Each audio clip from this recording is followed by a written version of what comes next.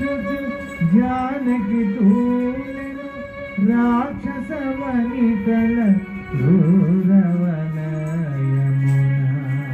బొట బొట బొట కన్నీళ్లు కారుస్తూ జీవితం మీద విరక్తి కలిగి తల్లి ఆత్మహత్యా ప్రయత్నానికి సిద్ధపడుతోంది.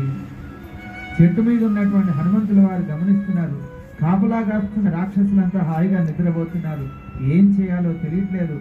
హనుమంతుల వారు చూసి తల్లిని ఎలా రక్షించాలని తహతహలాడుతున్నారు. ఇంకా ఏం జరుగుతుందో తెలుసుకుందాం.